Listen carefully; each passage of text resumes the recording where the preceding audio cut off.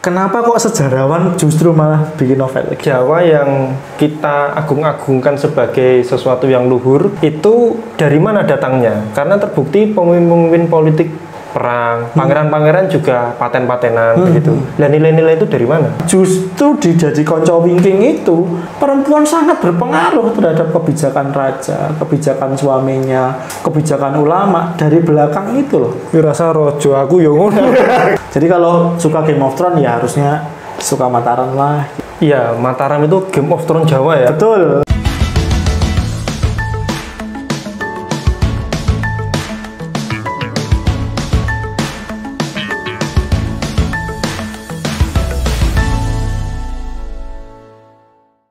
Selamat pagi teman-teman semuanya. Selamat datang di Buka Buku. Mari membuka dan terus membaca. Di pagi hari ini kita kedatangan seorang animisme progresif. Animisme.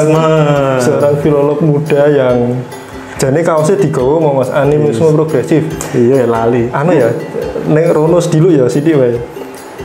Ketika saya mendengar animisme dan dinamisme kan pertama dulu waktu di sekolah itu ketoknya nek salah, animisme itu percaya kepada roh halus, dinamisme percaya kepada benda-benda yang punya kekuatan.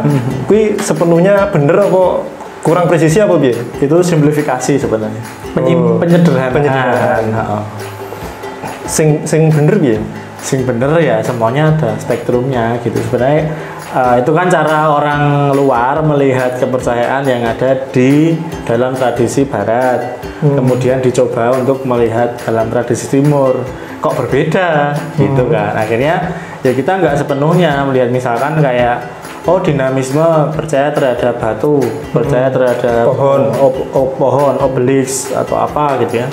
Ternyata sampai di sini ya kadang-kadang tidak melulu bendanya yang penting, tetapi ritusnya, jalannya, ritual. Batu akan tetap jadi batu jika tidak digunakan di dalam ritual gitu. Berarti pemahaman menyembah batu, menyembah pohon, menyembah roh itu degradasi ya itu tadi simplifikasi karena kan dinamisme kan dari kata dinamis iya benar dari kata dinamik gitu kan dari kata apa ya, dinamika gitu kemudian animisme jelas ya dari kata anim tentang sesuatu yang kita imajinasikan. Bukan kartun Jepang dia. Iya, akhirnya terkait dengan kartun Jepang gitu. Anim itu tentang entitas yang lain di luar sudut pandang manusia gitu. Tapi percaya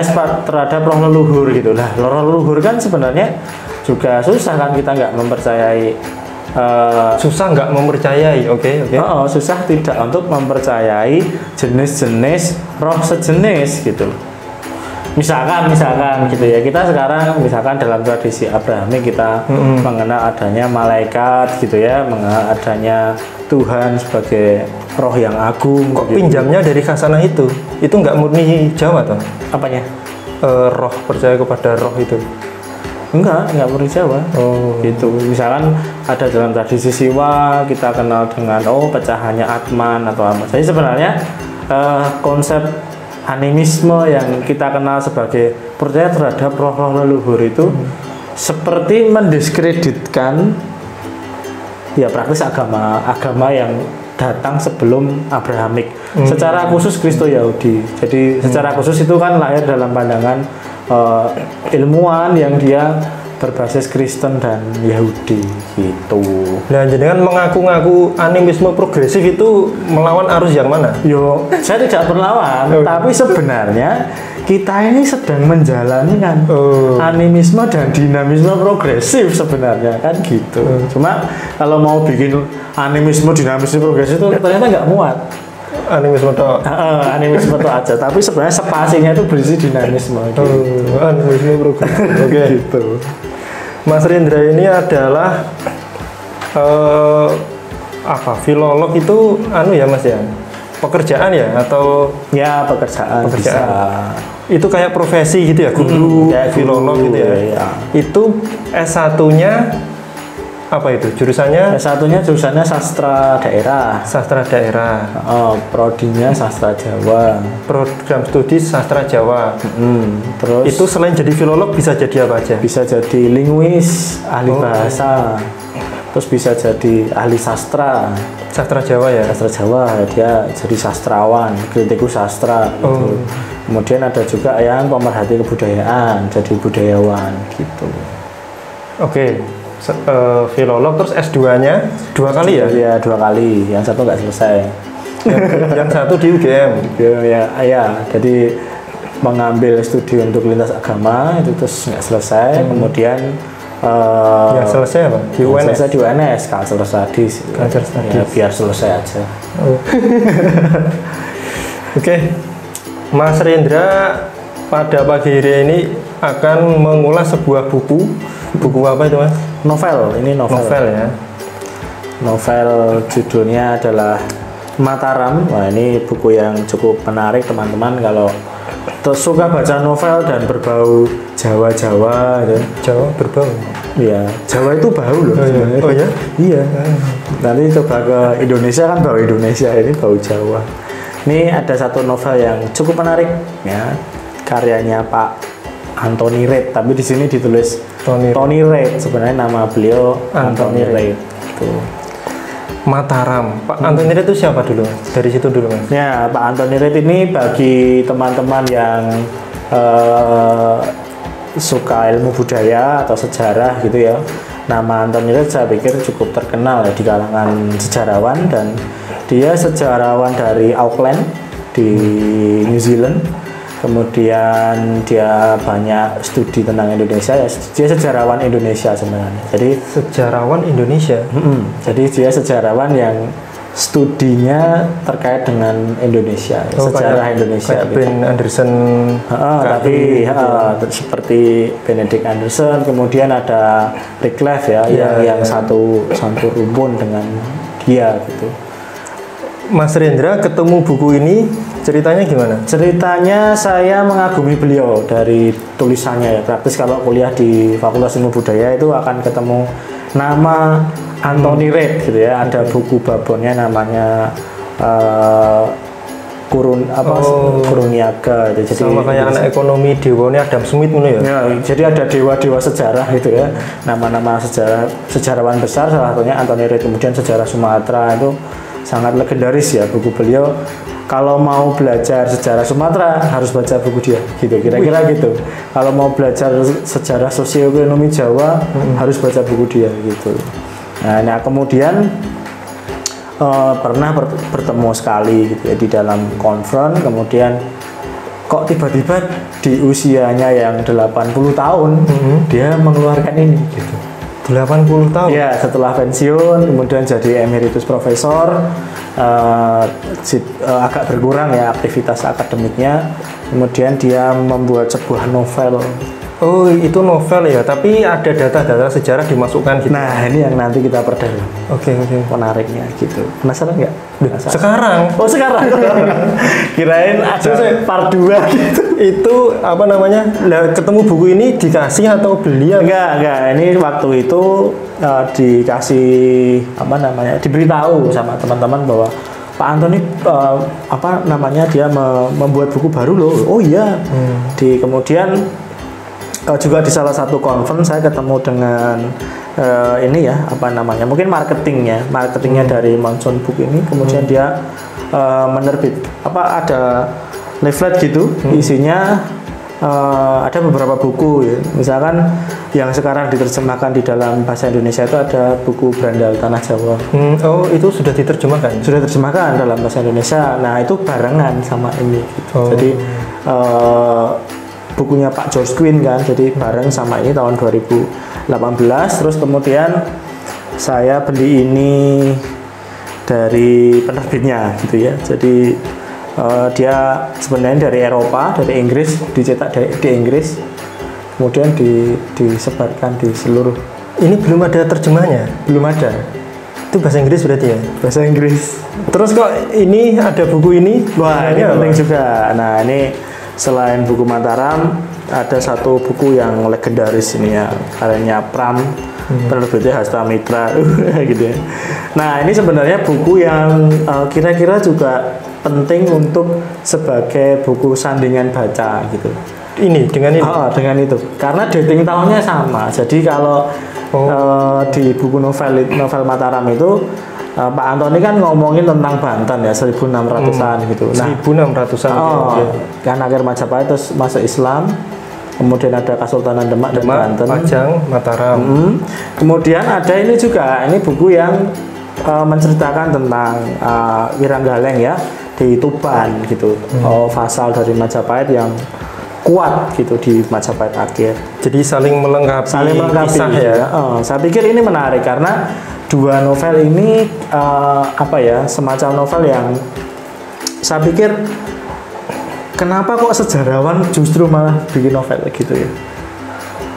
Oh ya. Kenapa gitu ya? Coba kira-kira apa gitu? Apakah karena ketika data-data sejarah disampaikan dengan novel itu lebih memudahkan pembaca dalam memahaminya? Gitu. Atau apa? Kemungkinan lainnya apa? Gitu? Kemungkinan lainnya karena kangelan. Jadi sejarawan itu kan menulis sesuatu dengan data. Datanya harus empiris. Ada misalkan foto ya foto, arsip ya arsip. Kemudian ada surat menyurat, ada notulensi, ada penelitian sebelumnya gitu. Jadi sejarawan itu dalam menyusun sebuah sejarah, kita tahu metodenya namanya historiografi, itu sangat ketat sebenarnya.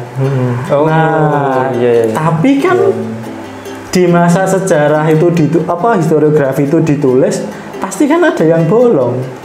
Nggak ada datanya, tahun ini nggak ada datanya, tahun ini nggak ada datanya. Iya, ono sing keselip, ono sing hilang. Ya, ono sing hilang. Nah, untuk itu makanya dua orang ini ya, Pram dan Pak Reid, saya pikir orang yang, terutama Pak Antoni ya, Pak Antoni Reid ini orang yang sangat tahu celah mana gitu, yang bisa dijadikan di novel ini gitu. Jadi celah yang nggak ada di arsip nggak ada nih. Tapi Pak Antoni yakin banget ini tradisi lisannya kayak gini nih. Ada kemungkinan yang nggak bisa dia tulis melalui historiografi karena penyusunan sejarah kita itu harus empiris kan. Harus ada buktinya. Kalau nggak ada buktinya nggak soheh gitu, nggak sahih gitu. Makanya disampaikan dalam bentuk novel. Dan ini istimewa gitu. Saya melihatnya sebuah keren banget ya. Pak Joskin juga sama. Jadi buku Berandal Jawa itu Bandit and Science in Java itu juga kan dia neliti karya sastra Jawa panjang ya Pak Joskin dalam babat dalam apa. Dia melihat sesuatu yang nggak tertulis di babat. Tapi bagus banget gitu tradisi lisan yang dia lihat dengan mata kepala sendiri gitu. Nah bedanya dengan Pak Antoni Reid, dia membayangkan konteks sejaman yang tidak diarsip apa. Nah itu yang menarik saya pikir ya. Jadi novel Mataram ini cukup keren banget lah bagi teman-teman jurusan sastra Jawa yang bisa berbahasa Inggris, atau orang Jawa yang kuliah bahasa Inggris, atau yang lainnya. Ini penting banget ini. Konten ini kan sebenarnya menjadi semacam di film trailer itu loh Mas. Jadi teman-teman nonton ini terus harapannya maca bukune. Iya. Dan ini saat durunge maca bukune ndak sino bahasa Inggrisnya no. Iya. Angel ya. Tapi menarik. Dan selain belajar bahasa Inggris, nanti juga pasti akan belajar sejarah Jawa. Oh iya otomatis karena ini itu. Tentang sejarah Sultanan Banten, tentang Sultan Agung, tentang ini. Nggak ada yang inisiatif menerjemahkan itu ke bahasa Indonesia? Mungkin Prisepena. Ketoknya angel ya. Kudu ngerti kosakata Jawa, konteks saya gitu kan. Menarik gitu. Nah gitu. Jadi ini salah satu novel yang keren banget. Saya pikir penelitinya juga belum banyak. Penikmatnya juga belum banyak di Indonesia dan di Jawa gitu. Terus langsung ke isi Mas. Nah, dari di novel ini kan jelas banget nih. Ada Mataram, jelas itu merujuk pada Mataram Jawa ya, bukan Mataram Lombok gitu. Bukan Nusa Tenggara Barat gitu. Terus ada A Novel of Love Faith and Power in Early Java. Jadi tentang cinta, kekuasaan, tentang fight, keyakinan, tentang ya iman itu, kemudian tentang power, tentang kekuasaan di awal-awal Jawa. Sebentar, cinta kok disebutkan pertama kali? Ini penting gitu. Karena cinta adalah kunci. Aduh. Terus jadi sejarawan gue rasa itu ya. Karena novel ini ya menarik karena dia cerita memang kisahnya awalnya dengan cinta itu tadi. Jadi ketika ada tokohnya namanya Tom Hodges namanya. Tom Hodges ini orang Inggris. Itu ada fakta itu. Fiksi ya. Tapi saya meyakini ini pasti ada tokohnya. Dia atau jangan-jangan adalah Pak Reed sendiri gitu ya. Pak Reed sendiri yang dia punya cerita tentang bayangannya sebagai orang Inggris yang berkelana ke timur karena Scotland, New Zealand dan Australia tempat tinggalnya Pak Reed adalah orang-orang Inggris juga. Jadi kan sebelum ada Australia itu juga orang-orang Inggris di sana. Jangan-jangan ya. Jangan-jangan gitu. Jadi Tom Hodges ini dia nebeng di sebuah kapal gitu ya, kapal pencari rempah-rempah ya. Kita tahu abad ke-16 17 itu rempah-rempah begitu keren, gencar-gencarnya ya. Sekarang Indonesia juga sedang membangkitkan kembali ya narasi tentang jalur rempah gitu ya. Nah, kemudian dia tidak mau kembali ke Inggris si Pak Tom Hodges ini nggak mau kembali ke Inggris, tapi dia mau menetap di Pulau Jawa karena seorang wanita. Karena dia pengen jadi saudagar yang kaya gitu. Motivasinya itu. Motivasinya itu kita tahu, dan dia memilih tempat pertama kali adalah Banten gitu. Waktu itu Banten apa Mas? Sudah Kesultanan Banten. Sultanan Banten. Ya, Sultan Hasanuddin ya, rajanya. Kemudian Banten itu kan dalam sejarah abad ke-17 itu bandar rempah-rempah terbesar bandarnya ya. Bukan penghasilnya.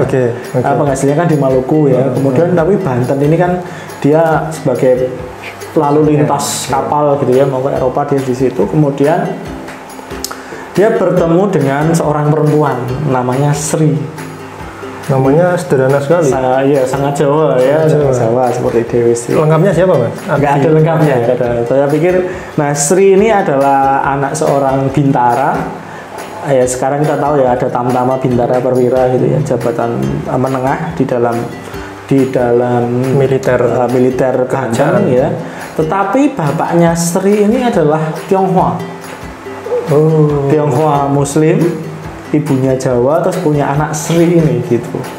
Nah kemudian Sri ini karena Chinese dan dia pedagang sembari berdagang rempah dan bapaknya pejabat di Kesultanan Banten, ketemu Tom ini gitu ya. Ketemu Tom yang dia terlunta-lunta lah ibaratnya sebagai orang asing kulit putih tinggal di Banten ya. Banten pada waktu itu Banten itu masih di vasalnya Mataram, ada perwakilan Mataram di Banten. Makanya sampai hari ini Banten itu ada bahasa namanya Jaser namanya, Jawa Serang.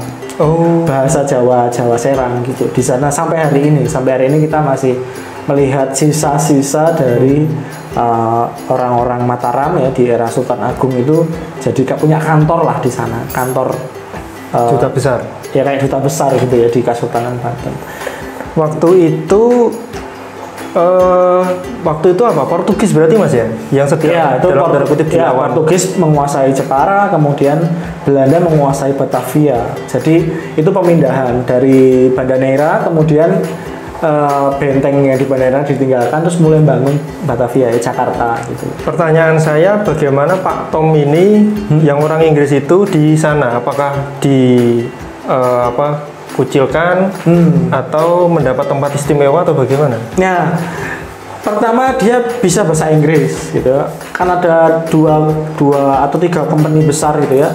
Portugis, kemudian VOC, Frederick Oz Indies Company, dan ada AIC namanya, English Indies Company. Nanti kalau nonton film apa sih bajak laut itu Pirates and the Caribbean itu, nah itu kan genderone musuh itu kan EIC, bukan VOC, itu Inggris itu, AIC itu juga salah satu pesaingnya VOC. Nah, AIC di masa ini sudah tidak menguasai Jawa, akhirnya dia jadi penerjemah antara sultan dan pedagang-pedagang Eropa yang berbahasa Inggris. Tetapi di satu sisi dia menghadapi orang-orang yang sangat Islam radikal. Loh, sejak 400 yang lalu sudah ada Islam radikal? Iya, Banten memang sangat keras ya. Maksudnya Banten adalah tradisi Islam yang sangat keras sampai hari ini kan gitu. Maksudku dia usaha untuk purifikasi itu sangat kuat. Makanya dalam satu riset buku yang lain juga ada namanya Banten Lama, itu ada pertarungan antara orang Banten Girang yang pada waktu itu Siwa Buddha terus kemudian ke Islam. Jadi itu menarik gitu. 400 tahun kok kita nggak belajar ya, sekarang hari ini kita masih kayak gitu ya? Iya, masih kayak gitu, dan sampai sekarang juga sama ya, Banten masih sangat kuat ya basis Islam. Puritanya itu sangat kuat. Nah, sedangkan si Sri ini kan orang Jawa yang Islam itu sinkretik, dia lembah mana? Dia Muslim tapi tetap selamatan.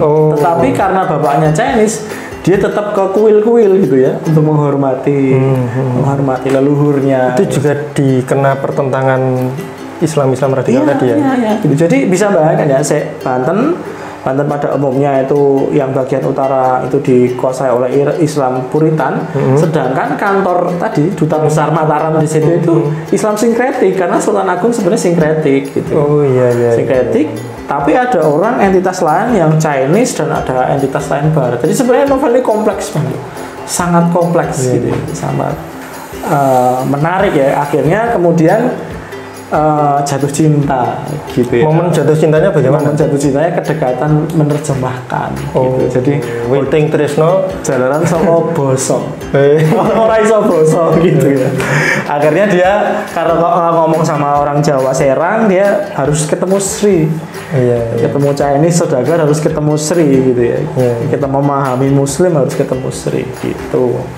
Nah, kemudian jatuh cinta. Kemudian karena beda agama, kemudian beda suku, ngurus di KUA-nya. Akhirnya dia nikah diam-diam,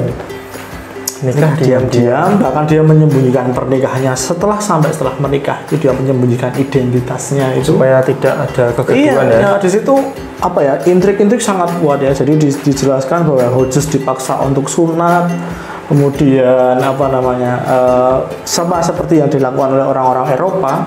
Dan kita tahu di Mataram juga seperti itu, ada kapal-kapal yang karam di pantai selatan, kalau ketemu Sultan Agung yang dilakukan pertama kali adalah disunat. Pilihannya itu ya? Mati apa sunat, diislamkan gitu. Jadi itu yang terjadi. Sama kemudian potong leher atau potong picit? Iya, menarik ya. Kemudian dia sampai ibaratnya nggak kuat gitu ya, nggak kuat. Tom ini? Iya, Tom itu nggak kuat dengan di Banten, kondisi di Banten yang sangat Puritan ya, Islam yang sangat keras itu. Kemudian dia pindah ke Jawa Tengah, ke Jepara. Jepara waktu itu Mataram ya? Jepara, Semarangnya Mataram, Jeparanya adalah Portugis. Portugis punya benteng di situ, di Portugis. Dan ada Romonya. Nah, ini yang menarik kan. Ada Romo di Jepara, Romo Katolik di Jepara ya. Jadi itu kemudian si Tom Hojes itu dia memperkenalkan Sri ini dalam tradisi Katolik Jawa, dalam tanda kutip. Memperkenalkan Sri bagaimana? Jadi Sri ini kan nggak pernah ketemu orang-orang bule. Dalam komunitas bule itu. Kemudian dia ketemu Hojes membawa dia ke dalam prajurit-prajurit Portugis, pedagang Portugis dan romo-romo yang ada di Jepara ya, di Jepara pada waktu itu. Kemudian terjadi dialektika lintas iman lagi gitu ya, antara Sri dan Romo dan Hojes gitu ya. Dan Hojes dan ada peristiwa yang menarik ini, tak baca ini. Bahasa Inggris ya. Kemudian Romo itu bilang Pax Domini si sempe vobiscum. Kemudian orang Jawa menjawab Escum spiritu tuo. Nah, itu dalam bahasa Latin ya. Kemudian Romo mengambil tempe, kemudian diangkatnya, kemudian dipecah-pecahkan. Kemudian Sri bertanya, itu apa gitu. Kemudian Hojes menjawab, itu komini, itu di mana roti diberkati, dipecah-pecah sebagai simbol tubuhnya Yesus itu. Kemudian di situ juga ada lagi misalkan selanjutnya ya bagian dari komini, mereka menggunakan tuak sebagai pengganti wine. Jadi ini menarik ya, dalam buku ini saya bisa membayangkan tahun 1600 Pak Reid itu membayangkan bahwa kalau mau bikin komini ya, dalam Katolik itu kan ada hosti dan anggur kan. Tahun itu nggak ada.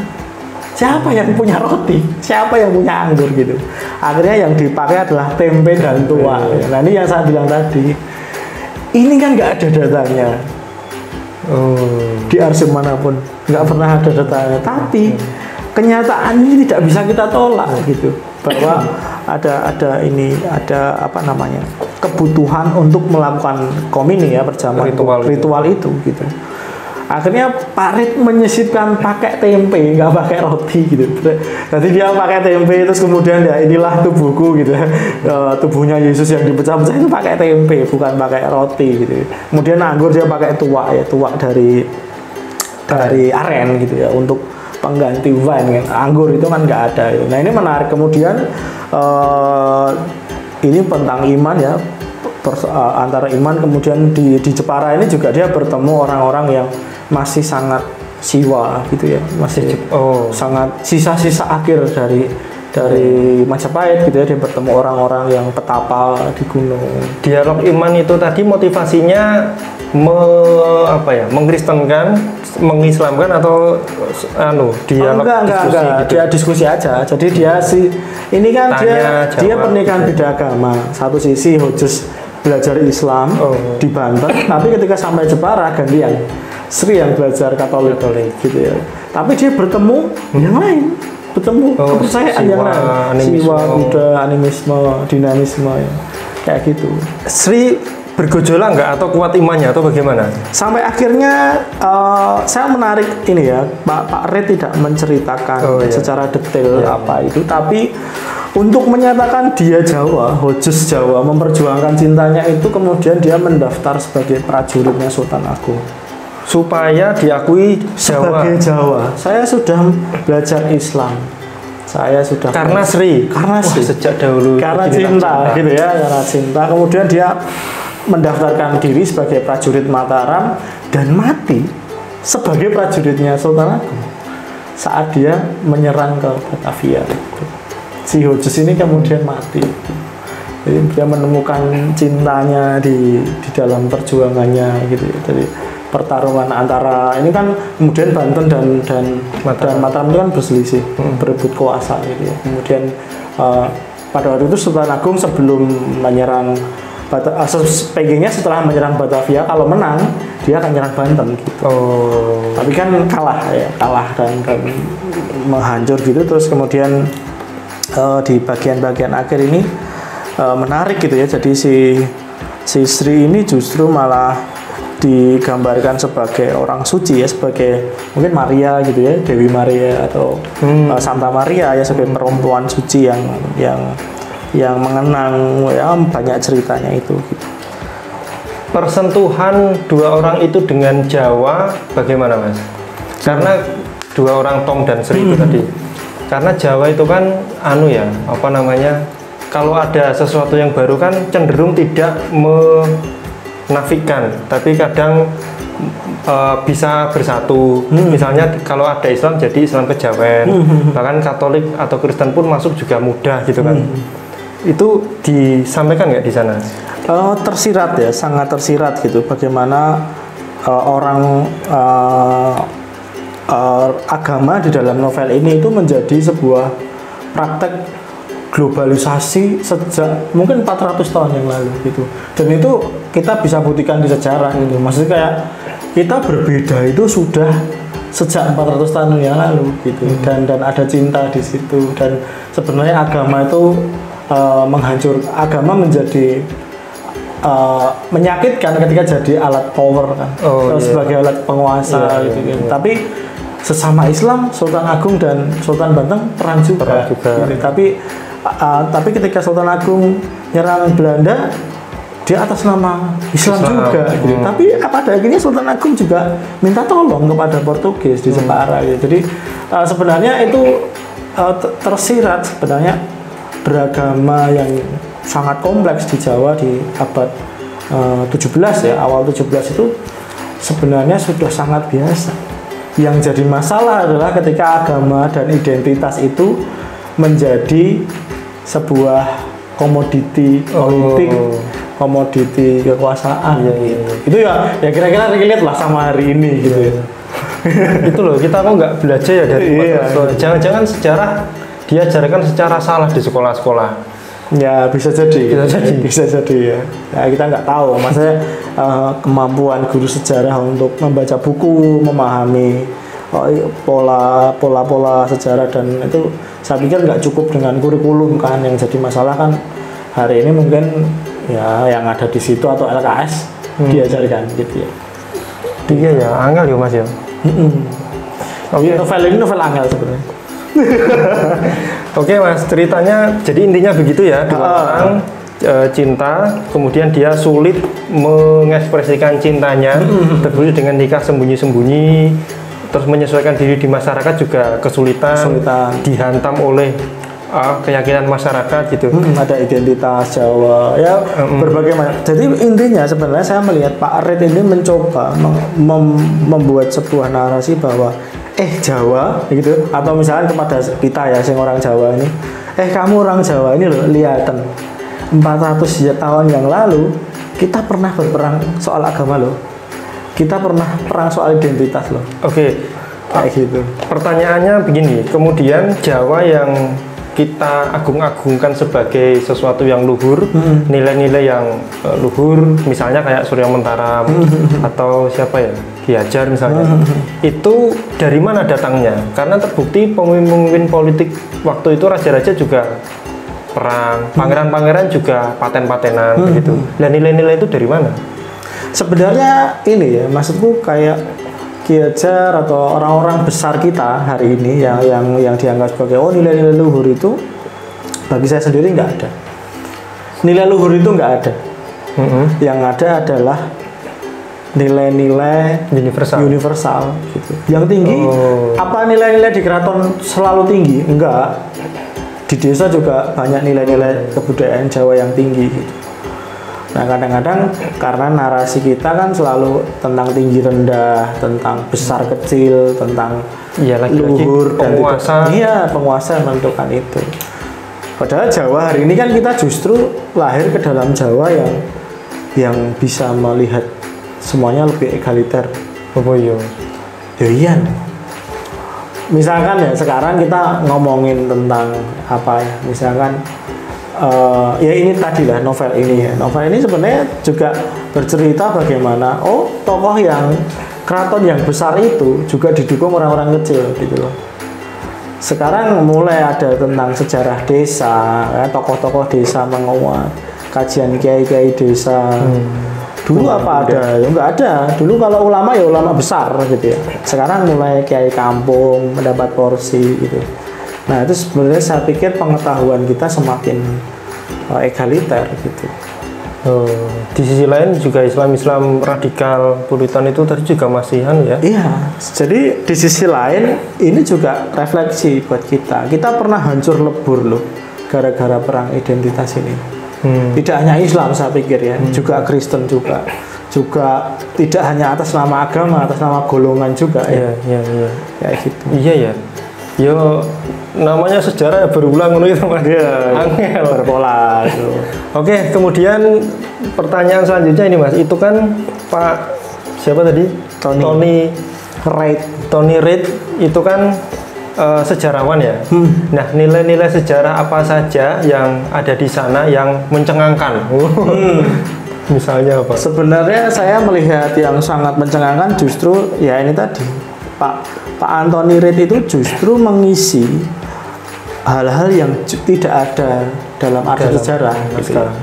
Jadi naskah arsip, foto, dokumentasi itu yang nggak ada, Pak Reid justru malah mengisinya, mengisi ruang-ruang kosong itu gitu sebagai yang lebih lunak, yang lebih cair, yang lebih mudah dipahami di dalam masyarakat dan terutama Jawa saya pikir ya, itu nggak ada yang mengkritisi Misalnya ketika apa itu Diponegoro yang jenengan jadi salah satu apa namanya itu kontributor, itu kan banyak yang mengkritisi. Nah ini ada nggak yang mengkritisi? Saya nggak tahu karena ini belum diterjemahkan ke dalam bahasa Indonesia. Ya. Mungkin kalau ini diterjemahkan ke dalam bahasa Indonesia, ceritanya lain gitu ya. Mungkin akan mendapatkan tanggapan. Di media online saya pikir ini juga sukar menemukan resensinya. Saya hanya melihat Pak Ariel Herianto, Profesor Ariel Herianto yang nulis resensi buku ini, dan satu lagi mungkin teman-teman di Borobudur Writer Culture Festival gitu yang membaca buku ini, dan ya semoga diterjemahkan ya. Kita lihat apa yang menarik gitu ya. Ini boleh diminum ya? Boleh. Jadi kan baca ini berapa lama Mas? Alah 2 minggu selesai. Jangkrik bahasa Inggris matanya 2 minggu. Bagaimana kalau kita berkolaborasi? Alih bahasa Rendra Gusta, di sini logo Prisepena. IJ-nya yang susah kayak. Oh iya ding. Itu Monson Book itu penerbit mahal ya. Ada nggak misalnya apa itu singgungan antara tokoh utama di sini Sri dan Pak Tom ini dengan para penguasa waktu itu? Oh jelas. Karena ini kan judulnya Mataram ya, bukan apa tadi Banten. Bagaimana Mataram dipotret dalam buku ini? Sebenarnya kalau potretnya sangat historis saya pikir. Jadi Pak Anthony Reid menempatkan riset panjang tentang Mataram detail sekali gitu. Orang-orangnya, cara bersikapnya gitu ya. Itu masyarakatnya atau penguasa-penguasanya? Ya sama aja, sampai ke atas gitu. Bagaimana ada satu hal yang menarik ketika Pak Anthony Reid menyebutkan penguasa itu ya Syah Bandar gitu, justru kayak lebih berkuasa daripada rajanya sendiri. Siapa? Syah Bandar ini kan perwakilan Mataram yang ketugasannya jadi kepala pelabuhan. Nah dia lebih kayak dia seperti raja kecil gitu ya. Ya saya pikir pertarungan power itu tidak hanya di sentral rajanya, tetapi juga bagian-bagian kecilnya, fasal-fasalnya, termasuk petugas-petugasnya, pegawai-pegawai rajanya itu. Ya, saya melihat di situ Syah Bandar begitu berkuasa ya, membangun sebuah bisnis komoditinya, kuli-kuli disebutkan diperjualbelikan di sana dan lain-lain. Lebih berkuasa ketimbang penguasa waktu itu. Iya. Kok kayak di negara kan ya? Iya, kayak di negara yang ini ya. Negara Irlandia sana. Irlandia apa mana lah. Ya gitu. Saya tak lihat daftar isi gitu ya. Kemudian ada juga yang kekuasaan itu kekuasaan tentang perempuan yang namanya Sri ini. Gitu. Nah itu bagaimana itu? Jadi dia begitu struggle-nya bertahan untuk mempertahankan cintanya.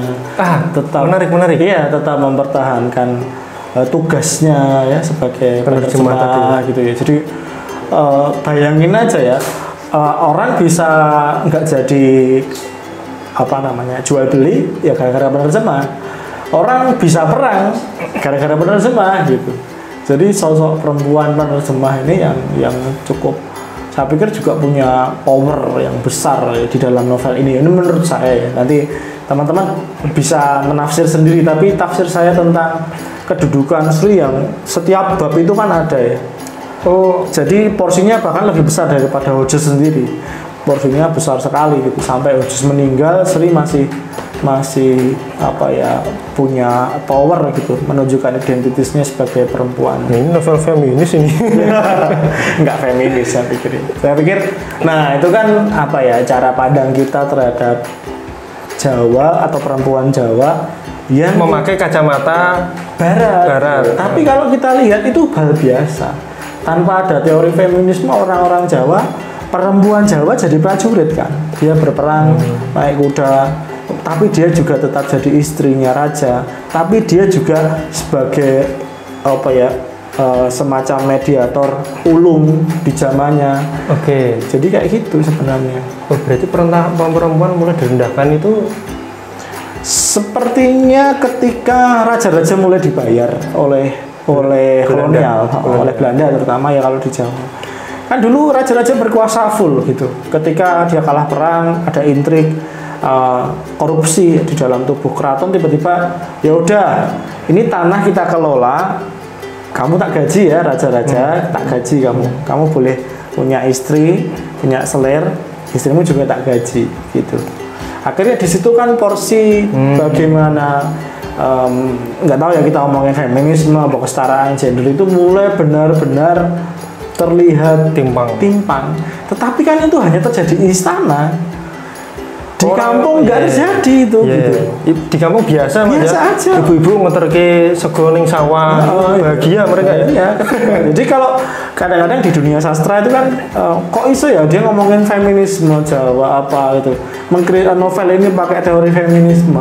Nah si feminisme ki opo gitu.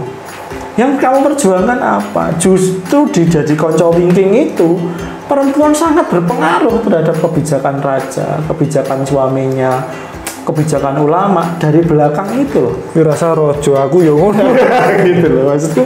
Nah itu yang saya melihat itu di tokoh Sri ini sangat kuat ya, dia punya peran di situ. Oke Mas, menarik tentang terutama porsi perempuan sangat dominan ya di sini ya.